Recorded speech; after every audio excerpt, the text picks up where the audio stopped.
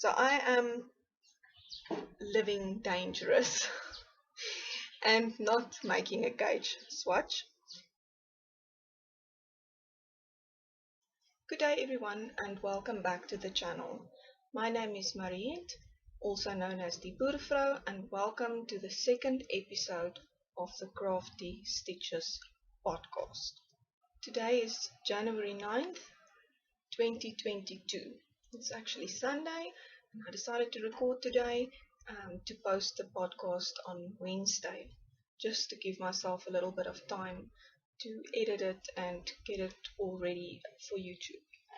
I made notes, as you can see, again, of course, to keep on track, because otherwise I would just talk about random knitting, things that's not really related to what we are talking about.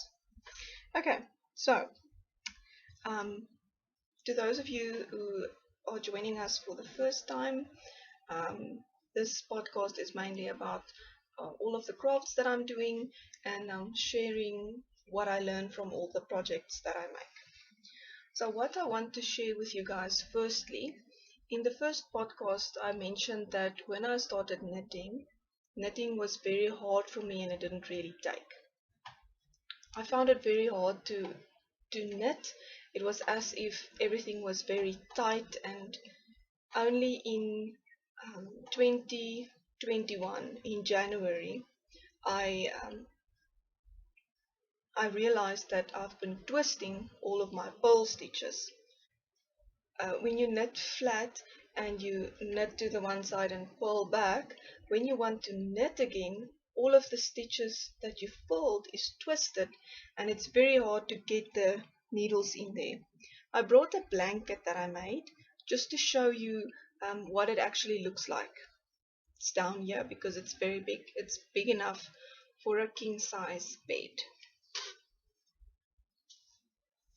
So I won't be able to show you the whole blanket, just a little piece, just a little piece of it. And then I'm just quickly gonna select a stocking stitch block that I can show you. Right, so this is one of the blocks. This is now stripy as well. Let me just get it on my hand there. And there you can see, if you look closely, just turn it, that one of the rows of stitches is twisted. And that is the rows that you pull back to. So, for instance, let me try and see if I can do that. The rows isn't, the stitches is not even. So when you knit in the round and you only knit, this is the type of stitches that you get. They are more even. Let me just get it in front of my face. The stitches is more even because you only do knit stitches, whereas this that you knit flat now has got a knit stitch and a twisted purl stitch. Now one of the things that I see that makes it a bit easier to see it is actually at the back. Now because I now know that my stitches are twisted, I can see it very clearly, but when I was knitting this I didn't see anything funny because I didn't know any better. But if you look at the back of this work, you'll see that the rows at the back looks like they are in groups of 2 rows. And that is one of the ways that I see it the easiest in knitting, is at the back, especially on pictures. You can see it very easily. But anyway, I still love my blanket and we use it every winter, and it's really a lovely blanket to sleep under. Some of the yarns are 100% acrylic, some has blends of wool in them. It's really a very fun, was a very fun knit. I learned lots of new techniques and doing cabling and all of those things. So I was very, very glad to be able to do that. And now I've learned all of these new things about knitting, and now that I know about twisted stitches, I've learned even more. So I just wanted to share that with you, about this king size blanket of mine. Alright, so let's continue to what I am wearing. I won't be able to wear a knitted item in every podcast because I haven't really made that many garments yet, but I still do have this one. So this is my summer cotton tee that I made. I think the colors may get a bit washed out in the light, but it's actually, I made this garment as another object for the fall garment make along that was hosted by Natty. So this tee wasn't made with a pattern. I decided to be very adventurous and just do my own thing. So I followed example by Natalie from Natty. She always talks about A-line shaping and how she works out how many stitches to increase to get the shaping. So I decided I'm going to try this, and I'm going to be even more adventurous and started from the bottom up. I've never knitted any garment from the bottom up, so this was a first. Right, so for my cotton tee, what I did is I made a swatch. Now I know people hate swatching, but for garment making, you really don't have a choice. You have to swatch or it will be a disaster. Well, it doesn't necessarily have to be a disaster, but it might end up in a disaster. So, and if you're going to spend all that time knitting a garment, I think it's wise to swatch, because it's very sad to rip out something that you made and spend all that time and loving, and you saw this garment that you want to wear, and after you finished, it's very sad if it doesn't fit. One thing I can say about swatching though is you must always wash your swatches and let them properly dry before you measure them, and you must always wash your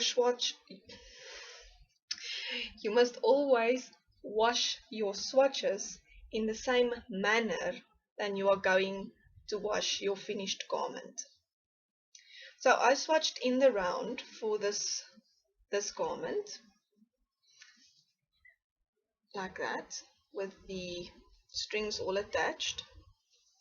I actually made 4 holes here because I wanted to see, I've used 2 different needle sizes for this garment.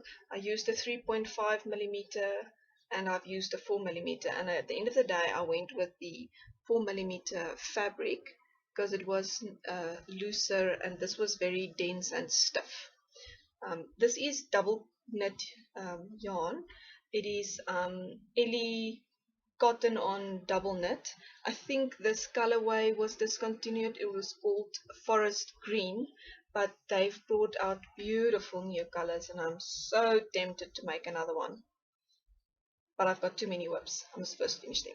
Okay, anyway, so what I did for this garment is I've made the swatch, I've measured my stitches, and I've measured my body, and I decided how many stitches I need to cast on. I took my bust measurement and my where I wanted the top to fall, the bottom measurement, and I decided on how many inches of positive ease I would want for this garment, and I took all of those calculations, and I, with the calculations of the swatch, and worked out every how many rows I would need to decrease to get to the right amount of stitches for my bust size. And then I started doing raglan decreases. When I got to the bottom underneath the arms here, I didn't know what to do for the sleeves, because I only once knit a raglan cardigan, and I know that there needs to be stitches here because now I've only got this body stitches. Now I know that people usually knit their sleeves and then add the sleeve stitches to the body stitches and then knit the raglan. But now, because I've never done this before, I didn't know where the raglan would fall, when we start, how long must I knit this sleeves. I don't know any of that. I looked up a tutorial on YouTube for a provisional cast on, and then I just made the chain stitches of the amount that I think I would need for my sleeves based on the measurements of my swatch, and I just knit the front row, picked up the stitches from my chain stitch string, and then knit the back and did the same on this side, and then I started my raglan decreases and I knit to the neckline, and I did the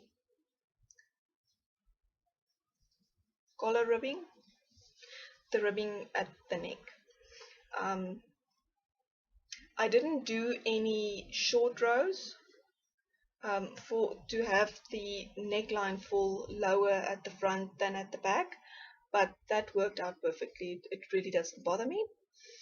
And then when I was finished with that, I took out the provisional cast on, and now I was knitting in that direction until I liked the sleeves, and I just did a little garter ridge at the bottom of the sleeves.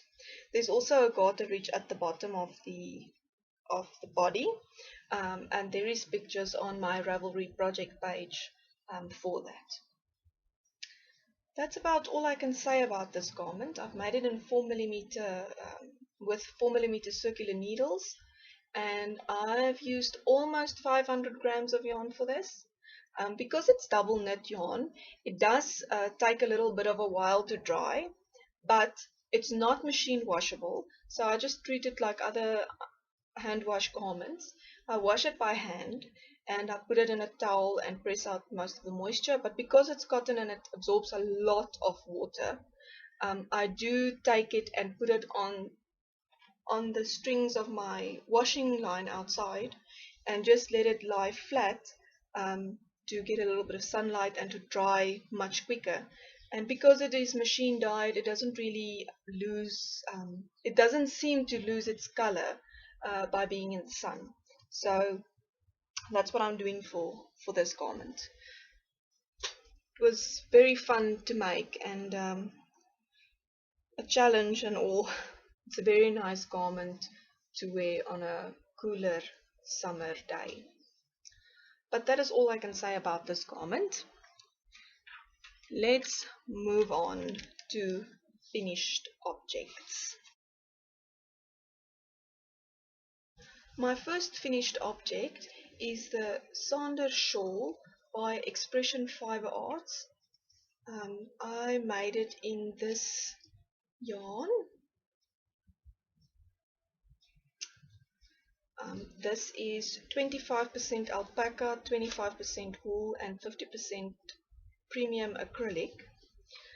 It's a soft yarn, but it does have a little bit of a, I guess, a prickle factor.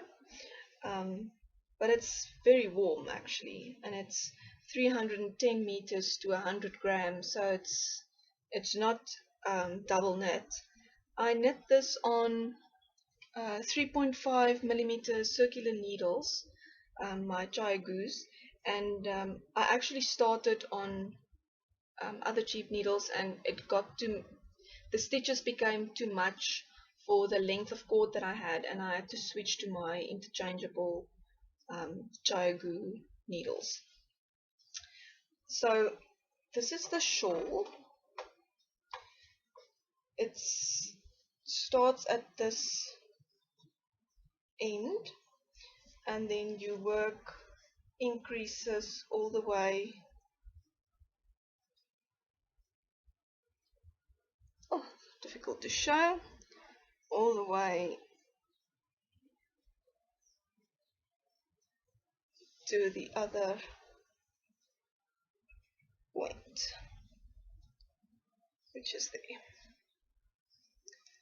So it's a very long and shallow shawl.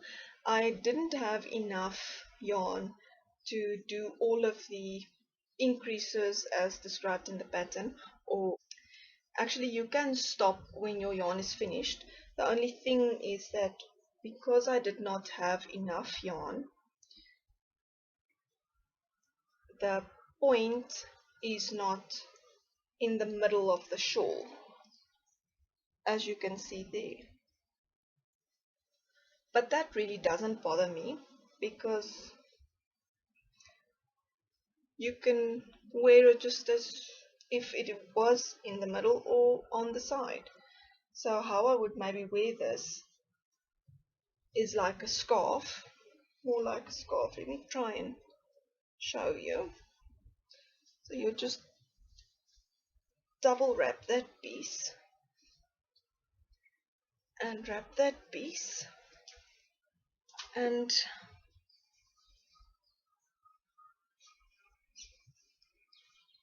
everything is here, nice and contained. And this is how I would wear this shawl, more like a scarf than a shawl. I actually am a English style knitter, which means I keep the yarn in my right hand and flick to yarn over while I'm knitting. And I decided that I would like to learn continental style knitting, and this project was knit in continental style. So I chose a project that is only knit stitches and yarn overs and knit two together, so it's easy to just get yourself started with picking rather than flicking. My next finished object. Everybody's waiting for this. It is the 100-gram yarn cake cozies. So I made a few of the bigger size yarn cozies. I made one in Tanzanite and cherry. This is all Moya cottons, by the way. Let me show you the yarn label. This is the Moya 100% cotton. It is, the weight of the yarn is double knit. You get 135 meters on 50 grams. And that's what I used for this. I'm sure you spotted them when I started the podcast. Up here. So I've also made one in pistachio, and I made one in African mauve. So this is 100 grams of fingering weight yarn in this cozy, and this is 100 grams of double knit yarn in this one. So I have been working on this pattern for the past week, and I'll share a little bit more about it in the upcoming segment of shop news. But that is more finished objects. So let me just put it back here. Right.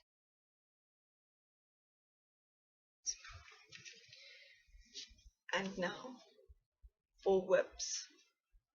I still have the same two whips that I had in the previous episode, which is my Tunisian sweater that I made, that I went to the workshop for. I'm making it with my 5mm, I don't know if that'll focus, 5mm Chiagu bamboo Tunisian hook, and I've actually got a short red lace twist cable on here because I've been working on a sleeve. So since the previous recording, I have added, I've added 2 color rows to the body and 1 row of color to the one sleeve, which is actually 4 rows of Tunisian crochet. But anyway, so I have some progress on this pattern, on this project. I did talk about this much more in my first episode, so if you're interested in that, you're welcome to go check it out. Let me just move this progress keeper down so that we can keep progress of this project for the next time. And this is also in a bag that I've made with some colorful fabrics. It's quite full to the brim.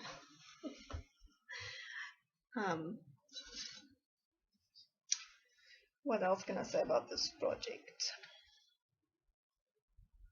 Now, it's just made with cotton yarn, and I've already said a 5mm Tunisian hook. So the second whip that I have is the table mat that I'm working on in my mystery / banana silk yarn. So this is the table mat, and I've done quite a lot of progress on it this week. It is knitted on 6.5mm circular needles, so it does go very quick. I still have, I think, 150 grams of this yarn left to add to this, and this project weighs, just with the needles attached, over 200 grams, so we'll see how far it gets.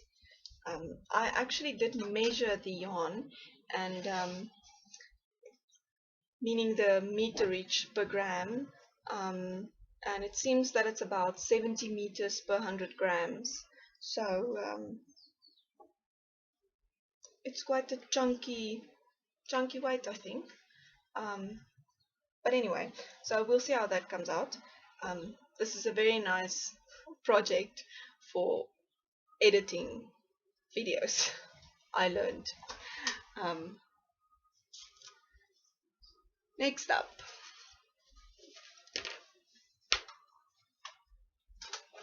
let me just check my notes. Right.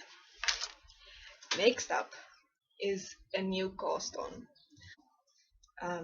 Leanie from Independence Crochet came for a visit, and the two of us went to the yarn shop nearest to us in Krugersdorp called New Kayo Bazaar, and she bought some yarns for the project she's gonna make for the Mosaic Shawl 2022, and then I also bought some yarn for the project that I want to make, because I really would like to learn how to do mosaic knitting. I've never done it before and found a gorgeous pattern that I want to make. So this is the pattern. Let me just see quickly where the picture is.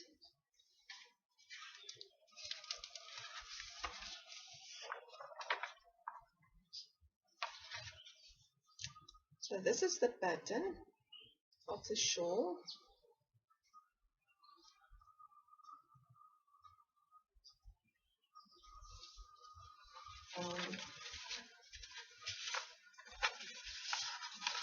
Let me try and show you.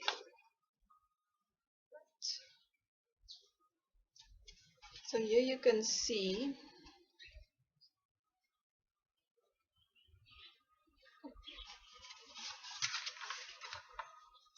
so it's a mosaic shawl. It's a little bit crescent shaped. It's triangle, but it also looks to me like it's a little bit crescent shaped. And the pattern calls for fingering weight yarn in two contrasting colors. And I really try to use dark colors when making shawls or blankets, because in the past I've seen that the lighter colors isn't that warm. So I decided for this shawl I'm just going to stick to dark colors, and we had a look around and we found two colors that I like and that contrast, and I hope that the contrast will be enough, but we shall see. So this is my two colors that I've chosen. It is a purple, and the name of it is just purple, and the other one is a green, maybe more that color green, and it's called Peacock. So this is Ellie Cotton's.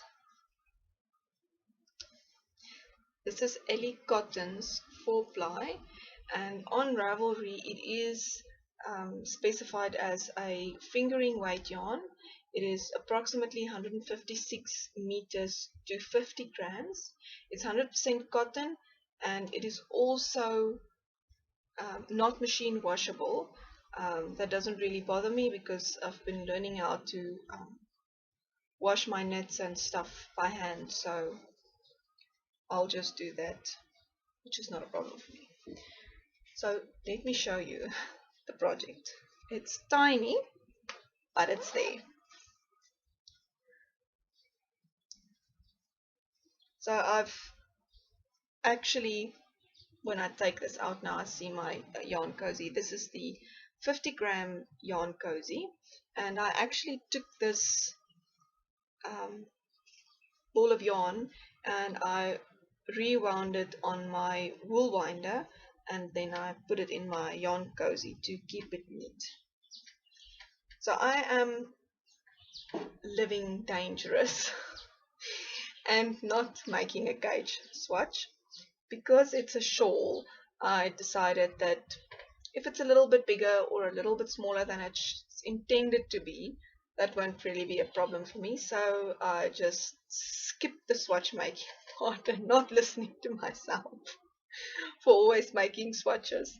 Anyway, so this is my little piece of shawl so far, and I must say I really enjoy this mosaic knitting technique. It's really something else, and it's still just in one color, and I'm so excited about it. I can't wait to get to two colors. But even this is very nice knitting, because my friend Leanie, she looked at the pattern and she's like, no, but only down here you'll get to the fun part. But luckily the fun starts at the top with some slip stitch detail, and I don't know if you can see it, but it does have some slip stitches in the garter. When I was starting this pattern last night, I actually decided that when I'm now starting to learn mosaic knitting, I also want to learn how to read the charts. Looking at that chart, I was like, no, what am I doing? And I just said to myself, Mariette, leave the chart. Start with the written instructions, because that I understand. So I started with all of the written instructions, and I did the setup rounds, and I done 2 or 3 repeats of the written instructions, and then I decided, okay, so now I must try and figure out this charts. So then I switched to the chart, look at the chart, Alright, what do I think it says? Check the written instructions. Okay, I'm reading the chart correctly. So I won't say I'm now a fluent chart reader, but the little piece of 6-row repeat of this chart I can now read. So hopefully at the end of this shawl I'll be able to read charts. So also for this project I decided to just stick with English knitting because I didn't want to overwhelm myself with continental knitting and something else that I've never done before. So I'm just sticking to the English style, and this being a new technique that I'm learning. So I don't know if the colors would maybe come through a little bit better, but let me just show you again the two colors that I've chosen for this project. And I really hope that the two would contrast enough, but I'm sure it will in the two colors. Okay, so anyway, something else that I can maybe say about this project is that I'm working on the recommended 4mm needles 4mm needles that was recommended in the pattern. Also on with my Chiagu interchangeables that I bought from Little Yarn Croft, on a very long cable. I think it is a 93 centimeters, I think, 37 inches, 93 centimeter cable. I decided when I started to build my interchangeable set, to just buy the longest cable that I could find, and everything that I knit, just knitted on magic loop as far as possible. And then as I built the set, I started buying in other lengths of cables. I'm very excited about this new knitting technique that I'm now learning. So we will see how it goes. I will post on Instagram some progress pictures and so forth. Oh, and if you would like to join this now, there's still time. I mean, the mal starts tomorrow on the 10th. So when this video goes live, it would already been started. But I mean, it's just at the start. It's like 2 or 3 days. So if you would like to join in with this technique and make something with Mosaic Knitting or Mosaic Crochet, please check out the link below for the Mosaic Mal 2022. That is all of the project that I have for you today. I thought it will be fun to have a comment question, and for this episode's comment question is: tell me where you are from and what your favorite hobby is. Even if you look at this podcast in the future, it'll still be fun to see where people are watching from and what their favorite hobbies are. So thank you very much for watching and spending your time with me, and until next time, happy crafting. Bye.